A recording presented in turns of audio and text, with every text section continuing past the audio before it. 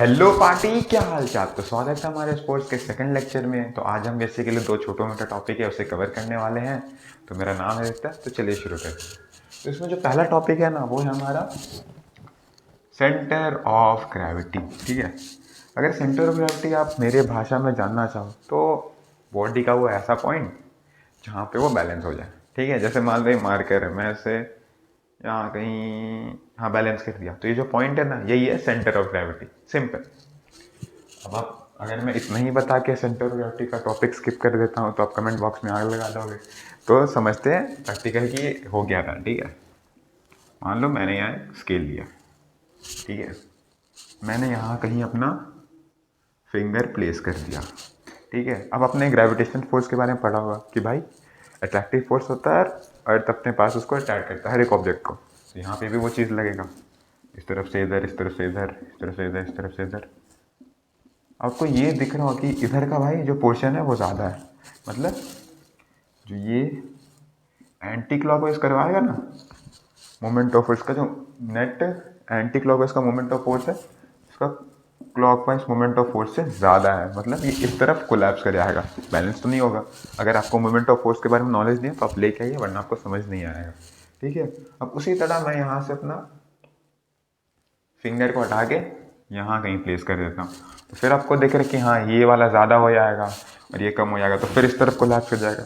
अब ऐसा करते करते हमने एक ऐसा पॉइंट खोजा, ठीक है, जो कि इसके कहीं बीच में था।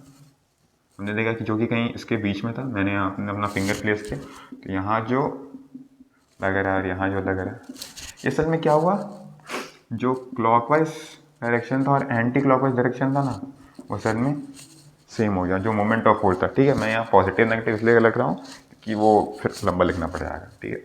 तो इतना समझ जाए कि हाँ भाई इसका net anticlockwise moment of force और net clockwise moment of force equal हो गया। इक्वल हो गया मतलब इक्विलिब्रियम पे आ गया, मतलब ये ऐसे स्थिर हो जाएगा।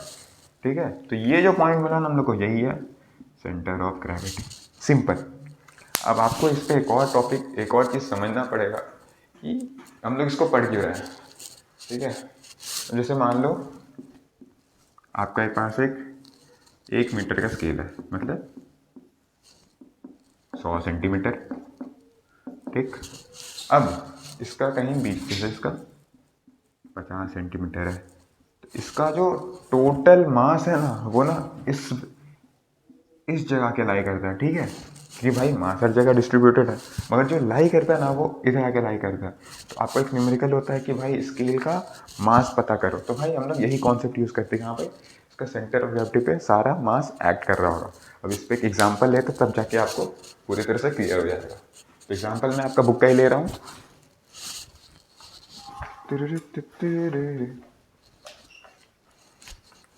तो इसमें यूनिफॉर्म हाफ मीटर स्केल की बात कर रहा है। ठीक है। ये मैंने स्केल लिया, हाफ मीटर मतलब 50 सेंटीमीटर। ठीक है। और बोल रहा है कि इसका कहीं यहाँ 29 सेंटीमीटर पर, ठीक है, कहीं पे बैलेंस कर रहे हैं हम लोग। और दिया हुआ है कि 20 ग्राम मास है, उसको कहीं हम लोग एक एंड पे रखे हैं। ठीक है। तो अब इसको सॉल्व करते हैं। ठीक है। तो आपको पता है इसका सेंटर ऑफ ग्रेविटी क्या होगा, 50 है, मतलब आधा में इसका, तो 25। ठीक है। यहाँ कहीं इसका सेंटर ऑफ ग्रेविटी मतलब स्केल का जो मास है उस तरफ एक्ट करेगा, मतलब इस तरफ mg लगने वाला है, और यही हम लोग का m फाइंड आउट करना है। अब दिया हुआ है 20 ग्राम, एक बॉडी है वो एक एंड पे रखा हुआ है। अब बताओ इस एंड पे या इस एंड पे, किस एंड पे रखना है। अगर देखो इस एंड पे रखेंगे तो यहाँ जो mg होगा ये इसको सपोर्ट नहीं कर जाएगा, क्योंकि हम यहाँ से बैलेंस कर रहे हैं। तो ये तो एंटी क्लॉकवाइज डायरेक्शन में सपोर्ट कर जाएगा, इस तरफ घूम जाएगा, तो बैलेंस हो पाएगा। उसने कहा बैलेंस करना है, तो बैलेंस नहीं हो पाएगा। तो सिंपल हम लोग को इसको यहाँ प्लेस करना पड़ेगा। ठीक है। तो यहाँ से हमारा ये डिस्टेंस आ जाएगा, और ये डिस्टेंस भी आप लोगों को मालूम है क्या है। ये डिस्टेंस है आपका 4 सेंटीमीटर, और ये डिस्टेंस है आपका 21 सेंटीमीटर। ऐसे देख लो, ये बहुत हौच पौच सा हो गया। ठीक है। तो अब हम लोग यहाँ लगाने वाले हैं प्रिंसिपल ऑफ मोमेंट। हमने पिछले लेक्चर में इसके बारे में बात किया था। ठीक है।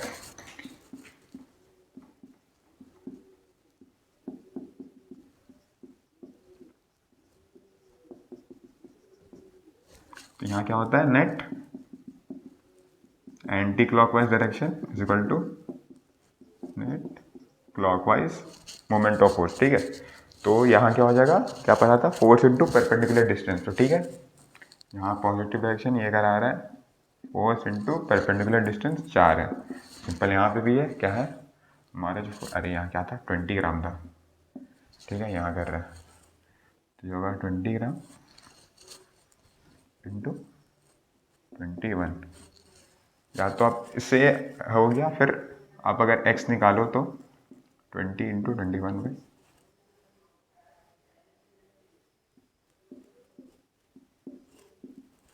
फिर मैंने कहा तो ये आ गया आपका, तो ये आ गया आपका मास। यहाँ भाई ये स्केल का मास ये है, सिंपल। तो आपको यही कॉन्सेप्ट यूज़ करना हर एक जगह। तो आपसे ये मोस्टली यूनिफॉर्म मीटर स्केल के बारे में, मतलब 100 सेंटीमीटर वाले के बारे में ही ज़्यादा पूछता है।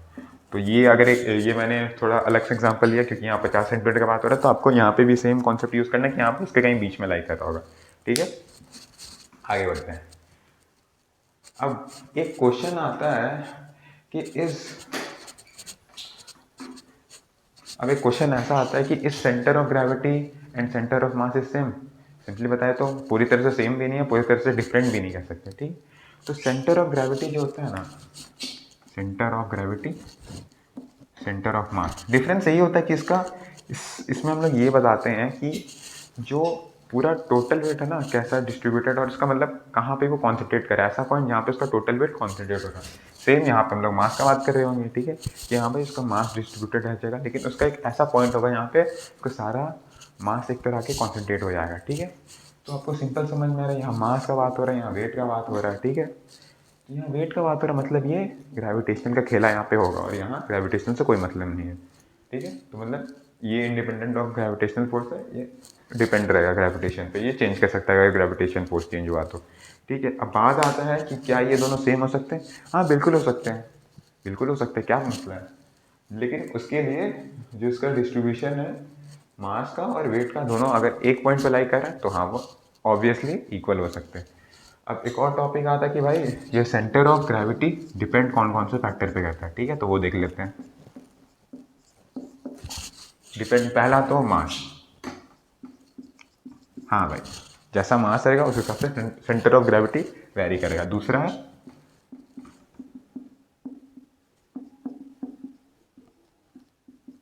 Distribution of mass. ठीक है, अब सोच रहे ये क्या है भाई, जैसे हाँ एक और इसका फैक्टर है, ये है, एक सेकेंड, शेप साइज स्ट्रक्चर। ठीक है, आपको समझ में आ गया। अब मैंने यहाँ बात किया शेप, जैसे मान लो ये दोनों शेप मतलब सेम ही है, दोनों मार्कर ही है। ठीक है, तो आपको समझ में आएगा हाँ भाई इसका भी सेंटर ऑफ ग्रेविटी सेम है, इसका भी सेंटर ऑफ ग्रेविटी सेम है। पर असल में क्या हुआ ना, इसमें कुछ मैन्युफैक्चर डिफेक्ट हो गया, तो इस तरफ जो प्लास्टिक का मटेरियल ना इस तरफ ज़्यादा आ गया, तो इस वजह से इसका मास इधर आ गया ज़्यादा, मतलब इस तरफ ज़्यादा हो गया। तो अगर मैं इसे इसके सेंटर ऑफ ग्रेविटी और इसमें मिलाना चाहूँगा तो भाई इस तरफ ये बैलेंस नहीं हो पाएगा। क्यों? क्योंकि इसका डिस्ट्रीब्यूशन ऑफ मास अलग अलग था। ठीक है, तो आपको ये फैक्टर भी देखना है, हाँ भाई डिस्ट्रीब्यूशन ऑफ मास कैसा है, उसका शेप कैसा है, साइज कैसा है, इस सब फैक्टर पे डिपेंड करता है। अब जैसे एक और एग्जांपल हम लोग लेते हैं, जैसे कि अगर मान लो कोई बॉडी को आप डिफॉर्म करते हो, सेम बॉडी को, तो क्या उसका सेंटर ऑफ ग्रेविटी सेम रहता है? एग्जाम्पल से समझते हैं। मैंने एक एक्सटेंशन का एक रॉड लिया, ठीक है, एक रॉड है, मैंने इसे डिफॉर्म करके सर्कुलर रिंग बना दिया। ठीक है, सेम है भाई, इसका भी सरकमफेरेंस एक्स ही होगा।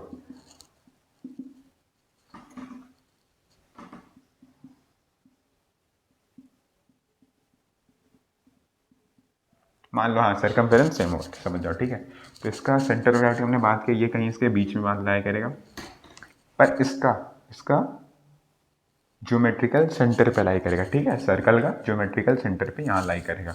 अब इस एग्जाम्पल से आपको एक और चीज़ क्लियर होगा कि जो सेंटर ऑफ ग्रेविटी है ना, वो बॉडी के अंदर भी लाई कर सकता है और बॉडी के बाहर भी लाई कर सकता है। क्योंकि देखो ये सर्कुलर रिंग है, ठीक है, यहाँ इसका कोई कोई पोर्शन नहीं, यहाँ इसका कोई पोर्शन नहीं है। ठीक है, लेकिन फिर भी इसका सेंटर ऑफ ग्रेविटी यहाँ मिल रहा है। ठीक है, आगे बढ़ते हैं।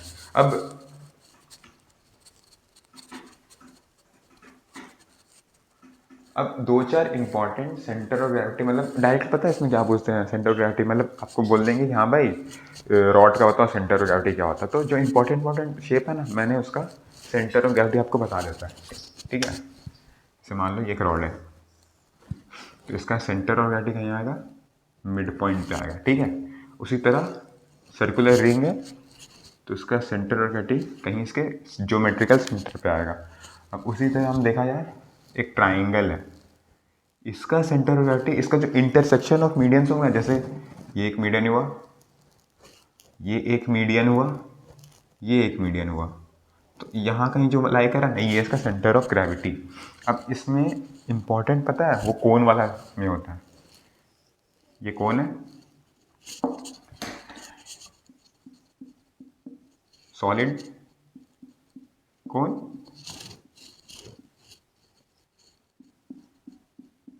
हॉलो कौन। अब मानो दोनों का जो हाइट है ना वो है h, तो सॉलिड कौन का जो सेंटर ऑफ ग्रेविटी मिलेगा ना वो मिलेगा h/4 फ्रॉम द बेस। उसी तरह इसका जो सेंटर ऑफ ग्रेविटी मिलेगा हम लोग को h/3 फ्रॉम द बेस, मतलब बेस से h/3 डिस्टेंस में यहाँ कहीं आपको सेंटर ऑफ ग्रेविटी मिलेगा। तो ये आपको बहुत, ये वाला क्वेश्चन बहुत पूछा जाता है, सॉलिड कौन हॉलो कौन, तो इसको याद कर लेना। और एक होता है आपका रेक्टेंगल का, तो इसमें कुछ नहीं है भाई, इसका जो डायगोनल होता है ना वो जहाँ इंटरसेक्ट करेंगे वो होगा। उसी तरह पैरेललोग्राम का भी सेम है, हाँ भाई डायगोनल है, ये जहाँ इंटरसेक्ट किया, थोड़ा डायग्राम खराब बना तो समझ जाना, जहाँ इसका डायगोनल इंटरसेक्ट करेंगे वही होता है। तो इसी के साथ आपका ये सेंटर ऑफ ग्रेविटी का टॉपिक हो जाता है खत्म। अब हम लोग आगे बढ़ते हैं। तो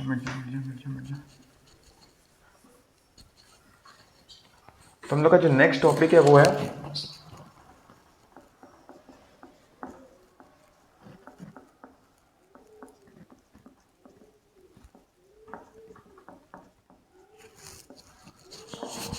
यूनिफॉर्म सर्कुलर मोशन। ये टॉपिक ही पढ़ के समझ में आना भाई, कुछ सर्कुलर मोशन का खेला होने वाला, तो चलो सर्कुलर मोशन बना लेते हैं।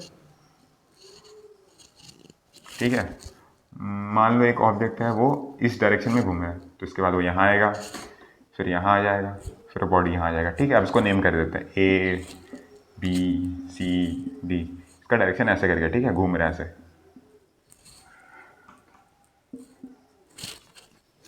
अब मानो इधर का जो डिस्टेंस है, इधर का डिस्टेंस x है, यहाँ का भी डिस्टेंस x है। ठीक है, और बॉडी को यहाँ से यहाँ जाने में जो टाइम लग रहा है ना वो लग रहा है y, यहाँ से यहाँ पे भी y लग रहा है, यहाँ पे y लग रहा है, तो आपको दिख रहा है कि हाँ भाई वो सेम डिस्टेंस सेम टाइम में कवर कर रहा है बॉडी। तो इससे क्या आपको मालूम चला कि भाई इसका स्पीड कांस्टेंट है। ठीक है, तो यहाँ आपका जो आ गया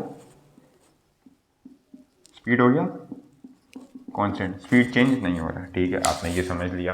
अब एक बात आता है, क्या भाई वेलोसिटी भी सेम है, डायरेक्शन देख लेते हैं। तो हम लोग यहाँ से एक टेंजेंट ड्रॉ करेंगे, डायरेक्शन आ गया। अब भाई इसका डायरेक्शन क्या होगा, इससे टेंजेंट खींच दो, ये आ गया डायरेक्शन। अब इसका डायरेक्शन इस तरफ, इसका इस तरफ। अगर आपको समझ नहीं आ रहा कि हाँ भाई मैंने डायरेक्शन कैसे बताया, तो एक चीज़ समझो, जैसे मान लो कोई एक बॉडी है, बॉडी हो रही है, एक सर्कल है, ठीक है आपने पढ़ा होगा मैथ्स में सर्कल। तो टेंजेंट पता क्या होता है, ये होता है, मतलब देखो बहुत छोटे छोटे पॉइंट से सर्कल बनता है। ठीक है, अब टेंजेंट जो होता है वो एक ऐसा लाइन होता है जो इसमें से सिर्फ एक पॉइंट को टच करता हुआ जा रहा है, क्योंकि ऐसा प्रैक्टिकली बनाना थोड़ा मुश्किल है, मतलब समझ जाओ कि एक पॉइंट को बस टच करके जो जा रहा लाइन उसको कहते हैं हम लोग टेंजेंट। तो वही सर्कुलर मोशन में अगर टेंजेंट ड्रॉ करोगे तो वो आपको डायरेक्शन बता देता है। ठीक है, तो आप देख रहे हो हाँ भाई डायरेक्शन इस तरफ है, फिर डायरेक्शन इस तरफ हुआ, फिर इस तरफ हुआ। तो भाई यहाँ जो वेलोसिटी है वो तो कांस्टेंट नहीं है भाई, कांस्टेंट नहीं है, मतलब क्या है, वेरिएबल है, और ये चेंज कर रहा। वेलोसिटी जहाँ चेंज कर रहा तो भाई यहाँ आ जाएगा एक्सलरेशन, मतलब एक्सलरेशन का खेला यहाँ पे होने वाला, तो आप इसे कह सकते हो एक्सलरेटेड मोशन। ठीक है, तो अब बात करते हैं इसके बाद कि ये जो यूनिफॉर्म सर्कुलर मोशन है और यूनिफॉर्म लीनियर मोशन है, दोनों में डिफरेंस क्या हुआ, ठीक है, वो देख लेते हैं। जैसे uniform circular motion, uniform linear motion, ठीक है। ठीक है, यूनिफॉर्म सर्कुलर में आपने क्या देखा, हाँ भाई स्पीड कांस्टेंट है।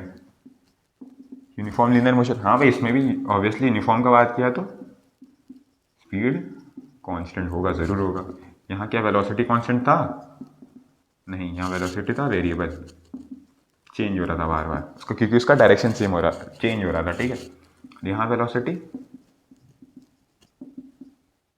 क्या होगा, सोचो। जैसे मान लो ऑब्जेक्ट है, फोर्स लगाया, इसी डायरेक्शन में जा रहा है, कहीं डायरेक्शन उसका चेंज हुआ, डायरेक्शन चेंज नहीं हुआ, मतलब वेलोसिटी भी कांस्टेंट है, कहीं ना कहीं कांस्टेंट है भाई, तभी उसका डायरेक्शन चेंज नहीं हो रहा है, उसका स्पीड भी सेम है। तो भाई तो क्या यहाँ पर एक्सेलरेशन का टर्म आएगा, तो यहाँ बाबू एक्सेलरेशन तो हो गया जीरो, एक्सेलरेशन आ ही नहीं सकता जब वेलोसिटी कांस्टेंट है, क्योंकि एक्सेलरेशन होता ही है v/t, ठीक है। अब बात आते हैं, हाँ भाई इधर acceleration not equal to zero, या तो आप इसको कह सकते हो एक्सेलरेटेड मोशन, या इसको कह सकते हो अन एक्सेलरेटेड मोशन, ठीक है। तो आगे बढ़ते हैं।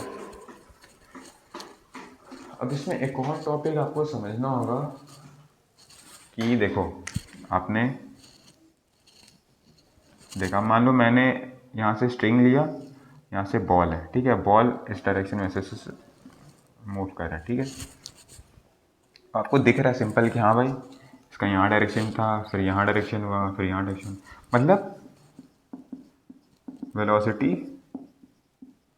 वेरिएबल है, तो मतलब एक्सेलरेशन कुछ होगा। और आपको मालूम है फोर्स क्या होता है, मास पे डिपेंड करता है डायरेक्ट, और एक्सेलरेशन, तो आपको सिंपली दिख रहा है हाँ भाई इस बॉल पे कहीं ना कहीं फोर्स भी एक्ट कर रहा है। अब बात करते हैं फोर्स, कौन सा फोर्स, और फोर्स का डायरेक्शन क्या है। तो आपको एक बात बता दूं मैं कि कोई भी बॉडी को सर्कुलर मोशन में घूमने के लिए ना एक फोर्स चाहिए रहता है, उसको कहते हैं सेंट्रीपिटल फोर्स, और वो सेंटर के अलॉन्ग होता है, ठीक है। और ये जो डायरेक्शन मैं बता रहा हूँ नहीं होता ये वेलोसिटी का डायरेक्शन होता है, हाँ भाई इस तरफ इसका वेलोसिटी और इस तरफ इसका जो फोर्स है वो एक्ट कर रहा है इस बॉल पे, ठीक है। अब बात करते हैं कि आपको एक चीज़ समझाता हूँ। एक बॉल है, ठीक है, अगर मान लो इसको सर्कुलर मोशन करना है तो इसको मिनिमम दो फोर्स चाहिए, मालूम। जैसे मान लो एक फोर्स इस तरफ है और एक फोर्स इस तरफ है। और हाँ एक और बात, ये दोनों 90 डिग्री परपेंडिकुलर होते हैं दोनों के। तो अगर मान लो ये दोनों परपेंडिकुलर हैं तो इसका जो रिजल्टेंट आएगा, अब जैसे मान लो आपने यहाँ पुश किया और एक दोस्त ने यहाँ पुश किया, दोनों मान लो सेम घर के हैं, मतलब सेम खाते पीते सेम एनर्जी से, भाई दोनों मान लो फोर्स ही सेम है, ठीक है, यहाँ से भी सेम यहाँ से भी सेम। तो भाई ये कहीं देख रहे आपको बीच से पार होगा, तो ये पता है ये हर एक जगह होता है ऐसा, फिर एक बॉडी यहाँ आया, यहाँ एक ऐसा, फिर एक ऐसा, तो ये हर तरफ ऐसा होता है, ठीक है। तब जाके सर्कुलर मोशन, मतलब दो फोर्स एक्ट कर रहे हैं एक ही बार। तो यहाँ जो ये वाला फोर्स आता है ये बहुत इंपॉर्टेंट फोर्स है, ये हर चीज़ को, मतलब हर एक ऑब्जेक्ट को सर्कुलर मोशन में घुमाने के लिए रिक्वायर्ड होता है, इसको कहते हैं हम लोग सेंट्रीपिटल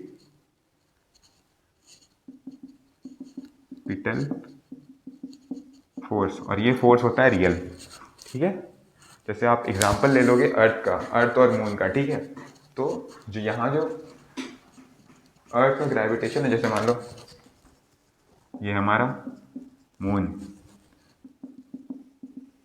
अर्थ सर्कुलर मोशन में घूम रहा है, तो यहाँ जो सेंट्रीपिटल इसको फोर्स प्रोवाइड कर रहा है ना, वो अर्थ का ग्रेविटेशनल फोर्स यहाँ अप्लाई कर रहा है। उसी तरह से मान लो कोई न्यूक्लियस है, यहाँ पे इलेक्ट्रॉन इसका घूम रहा है, तो यहाँ पे इसका अट्रैक्शन वाला फोर्स इसको सेंट्रीपिटल फोर्स कराता है। ऐसा बहुत सारे एग्जांपल आप बुक देख सकते हो।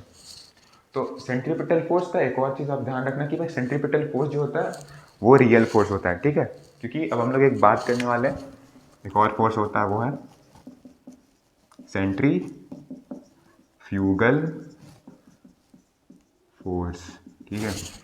अब ये समझने के लिए ना आपको एक एग्जांपल देना ज़रूरी है, वरना ये समझ नहीं आएगा। तो मैं आपका बुक का एग्जांपल दे रहा हूँ कि मान लो ये ए है, ये बी है, ठीक है, ये एक झूला में घूम रहा है, ठीक है, जिसको हम लोग बोलते हैं मेरी गो राउंड, ठीक है, यहाँ या फिर झूला यहाँ आएगा, ठीक है, इस डायरेक्शन में ऐसे घूम रहा है, ठीक है। मान लो इसका एक दोस्त है सी, सी नहीं, एक ऑब्जर्वर है यहाँ से इसको देख रहा है, ठीक है। तो अब बताओ सी को तो दिख रहा है, चलो दोनों बी को ही देखता है, ठीक है। अगर सी देखेगा तो उसको दिखेगा हाँ भाई बी कर रहा है सर्क्यूलर मोशन, तो कहीं ना कहीं बी पे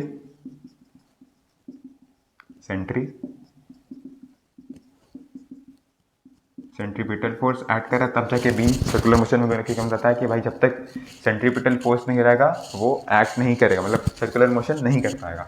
उसी तरह मानो ए देखता है बी को, अब ए बी को देखेगा तो बी घूमता हुआ दिखेगा नहीं दिखेगा, क्योंकि वो उसके साथ में ही बैठा हुआ। तो बी रेस्ट में दिख रहा है, बी रेस्ट में दिख रहा है, तो अब वो पता है रेस्ट में दिख रहा है, वो सोच रहा है भाई सर्कुलर मोशन भी तो हम लोग हो रहा है, फिर बी रेस्ट में है, तो वो अपना मन में ना एक इमेजिनरी फोर्स बना लेता है, पता है क्या, कि बी पे एक फोर्स यहाँ पे भी ऐड कर रहे हैं, ठीक है। जैसे मान लो इस तरफ इसका सेंट्रीपिटल फोर्स ऐड कर रहा है, तो यहाँ एक सेंट्रीफ्यूगल फोर्स ऐड कर रहा है, और ये बोला कि हाँ भाई बी पे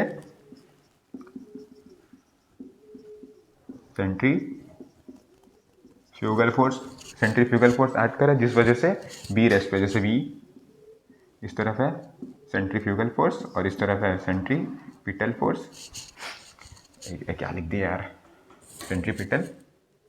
सेंट्रीफ्यूगल फोर्स, ठीक है, इस तरफ है, तब जाके ये बी रेस्ट में आ जाएगी। और ये भी बताया कि जो सेंट्रीपिटल फोर्स होता है ना वो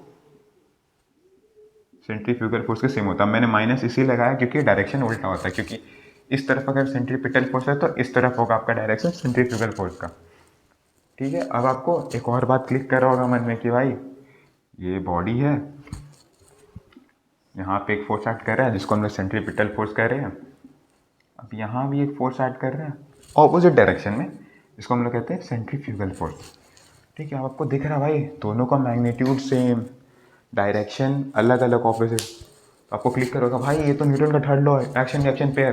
तो अगर आपको ये समझ में आए तो जिंदा हो तुम, जिंदा नहीं गधे हो तुम भाई।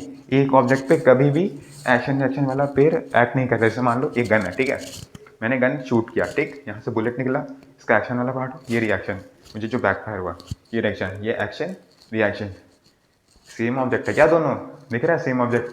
भाई यहाँ तो यहाँ वाला सीन दूसरा है कि भाई बी को रेस्ट में लाना था, इस वजह से ए अपना मन में इमेजिनरी फोर्स एक तो बना लेता है कि हाँ भाई एक सेंट्रीफ्यूगल फोर्स होगा जो इस तरफ एक्ट कर रहा होगा, तो दोनों कैंसिल हो जाएगा तो बी रेस्ट में आ जाएगा, ठीक है।